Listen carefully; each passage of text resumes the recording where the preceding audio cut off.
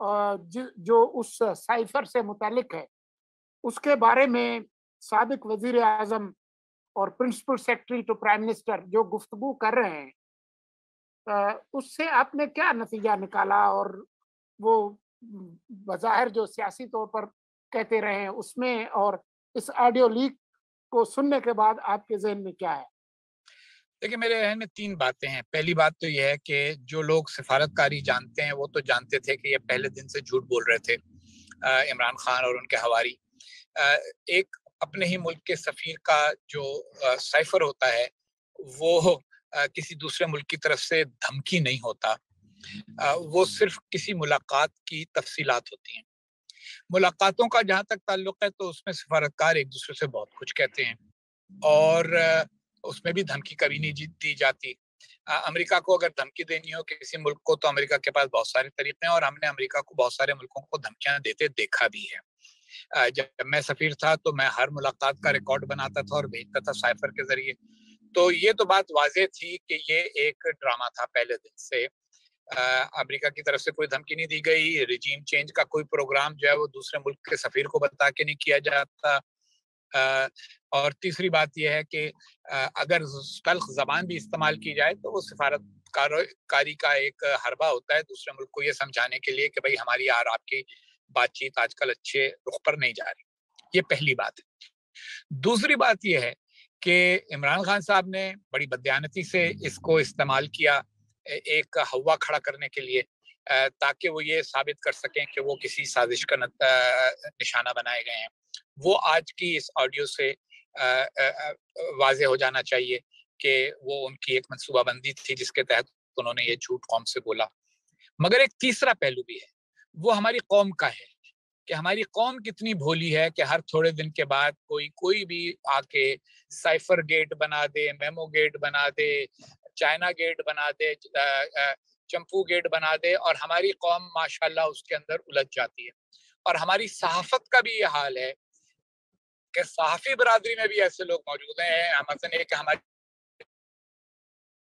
एक दोस्त हैं, वो हमें उनसे बहुत ताल्लुक रहा है तवील अरसा, लेकिन उनसे भी जब उन्होंने ये कहा, मैंने कहा भाई आपने बिल्कुल गलत रुख इख्तियार कर लिया है। हर एक को इतना डर लगा रहता है, जैसे वो एक शेर है मोहसिन रुपाली का कि ज़ीस्त हमसाए से मांगा हुआ ज़ेवर तो नहीं, एक धड़का सा लगा रहता है खो जाने का। तो ये पूरी कौम इसी उसमें रहती है कि बाकी दुनिया सुबह उठती है, नाश्ता करने के बाद ये सोचती है कि पाकिस्तान को कैसे नहीं लिखा है। भाई पाकिस्तान में सैलाब आया हुआ है, वो ज्यादा बड़ा बुहरान है। पाकिस्तान की मईशत बुहरान का शिकार है, हमारी पैदावारी सलाहियत कम हुई हुई है। हमने एक ऐसे मुल्क को अपना सबसे बड़ा दुश्मन करार दिया हुआ है जो हमसे कहीं बड़ा है और ज्यादा बड़ा होता जा रहा है। हम उन चीजों पर तो गौर नहीं करते। हम दुनिया में तालीम में पीछे हैं, हमारा पासपोर्ट दुनिया का चौथा सबसे बुरा पासपोर्ट है। ये बातें करो तो हमें कहा जाता है कि जी आप बुरी बुरी बातें क्यों करते हैं। और अच्छी अच्छी बातें ये हैं कि नहीं हम तो सब ठीक है, मुल्क तो बड़ा अच्छा चल रहा है, बस कुछ बाहर बैठा हुआ कोई हमारे खिलाफ साजिश कर रहा है। तो ये तीसरी बात भी बड़ी अहम है कि कौम ये सोचे कि भाई हम क्यों इन साजिशी नजरियों में इतनी जल्दी से उलझ जाते हैं और हम अपनी ही कमजोरियों को दूर करने पर तवज्जो क्यों नहीं करते। हकानी साहब, इमरान खान कई बार ये कह चुके हैं और आज ये बात फिर खुल के सामने आई है कि क्योंकि ये ऑडियो लीक आ गई है, तो अब इसकी कोई तफ्तीश होनी चाहिए। आपके ख्याल में इसकी तफ्तीश की जरूरत है? देखिए, तफ्तीश का जहां तक ताल्लुक है तो पाकिस्तान में बहुत सारी चीजों की तफ्तीश होती है और तफ्तीश से कुछ भी नहीं निकलता। असल बात यह है कि आप कौम को समझ लेना चाहिए कि इन चीजों में उलझने की बजाय अपने असल मसाइल की तरफ तवज्जो दी जाए और अपने आप को बतौर मुल्क के, बतौर कौम के मुस्तहकम किया जाए। और ये जो हर थोड़े अरसे के बाद कोई ना कोई तमाशा करता है और हंगामा करता है और कौम उसके पीछे लग जाती है, ये सिलसिला बंद किया जाए। रह गया मामला तफ्तीश का, तो ये बात तो जायज है कि पूछा जाए कि भाई अगर वजीर आजम अपने प्रिंसिपल सेक्रेटरी से बातचीत कर रहा था तो उसकी टेप किसने बनाई और फिर वो टेप बाहर तक कैसे आई, क्योंकि इसमें बहुत सारी सिक्योरिटी ब्रीचेस शामिल हैं। वजीर आजम जो भी हो और इमरान खान साहब वजीर आजम थे उस वक्त, उनको बहरहाल ये हक होना चाहिए कि वो प्राइवेसी के अंदर अपनी गुफ्तगू कर सकें। और ये सब एक इलाम घर बना दिया है پورے بین الاقوامی معاملات کو. آپ نے کبھی برطانیہ کے وزیر اعظم کی ایسی ٹیپیں سنی ہیں؟ آپ نے کبھی بھارت کے وزیر اعظم کی ایسی ٹیپیں سنی ہیں؟ تو یہ باتیں بھی ذرا کچھ ٹھیک نہیں ہیں، یہ ملک کے لیے مناسب نہیں ہے، اور اس میں عمران خان صاحب کے ساتھ ہوں کہ ان کی ٹیپ کا باہر آنا بہرحال ایک تحقیق اور تفتیش طلب معاملہ ہے.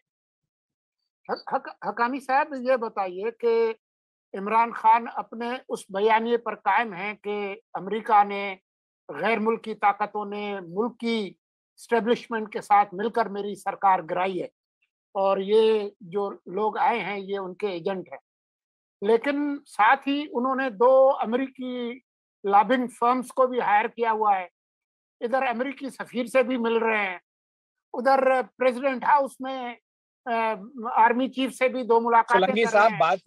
بات یہ ہے کہ عمران خان صاحب کو سازش پر کبھی اعتراض نہیں رہا. آخر انہوں نے بھی تو سازش ہی کی تھی نا، جب ایک چھوٹی سی پارٹی جس کی پارلیمنٹ میں صرف 1 سیٹ ان کی اپنی آئی تھی 2002 میں، اس کو بڑا بنانے کے لیے اس وقت کے ISI کے سربراہ کی مدد سے انہوں نے بعض مؤثر لوگوں کو اپنی پارٹی میں شامل کروایا. پھر اس کے بعد دوبارہ پھر دھرنا جو ہے وہ ظہیر الاسلام صاحب کے کہنے پر دیا جو کہ ISI کے سربراہ تھے. تو ان کو سازش سے کبھی تکلیف نہیں. پھر امریکی سفیر سے وہ یہ پہلی بار تھوڑی ملے ہیں، وہ اور بہت سارے سفیروں سے بھی ملتے رہے. عمران خان صاحب کا اعتراض یہ کہ سازش ہونی چاہیے لیکن سازش میرے حق میں ہونی چاہیے. وہ ایک انانیت پسند آدمی ہیں، کھلاڑی آدمی ہیں، ان کو ساری عمر صرف تالیاں بجوانے کا شوق رہا ہے. ان کو سیاست میں لا کر کسی نے بہت بڑا ظلم سیاست کے ساتھ، ملک کے ساتھ اور خود عمران خان کے ساتھ کر دیا ہے. آپ مجھے بتائیے کہ اب اگر وہ بالفرض یہ سب اپنے بیانیے کی بنیاد پر کامیاب بھی ہو جاتے ہیں، الیکشن بھی جیت جاتے ہیں اگلا، ان کے پاس پاکستان کے لیے کیا منصوبہ ہے؟ وہ تو یہ کہا کرتے تھے کہ جی 200 ارب ڈالر پاکستان کا لوگوں نے چرایا ہے اور وہ دوسرے ملکوں میں جمع ہوا ہے اور میں وہ لے کے آ جاؤں گا اور اس سے ملک خوشحال ہو جائے گا. وہ بات بڑی مزہ کا خیز تھی لیکن لوگ اس کے پیچھے لگ گئے. تو وہ کوئی منصوبہ نہیں رکھتے. سیاست نام ہے مختلف مسائل کے متبادل حل تجویز کرنے کا. وہاں عمران خان صاحب فیل ہیں. وہ صرف لوگوں کے جذبات بھڑکانے کے ماسٹر ہیں اور یہ ان کو کھیل آتا ہے. کرکٹ میں بھی تو یہی ہوتا ہے نا، آپ جب چھکا لگاتے ہیں تو تالی بجتی ہے، تو وہ صرف چکے چوکے لگاتے رہتے ہیں اور وہ سازش پہ ان کو کوئی اعتراض نہیں ہے.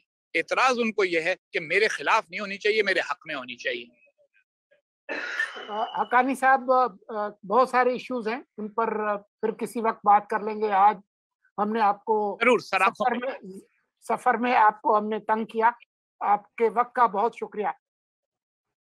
رہے گی بات. Thank you. خدا حافظ.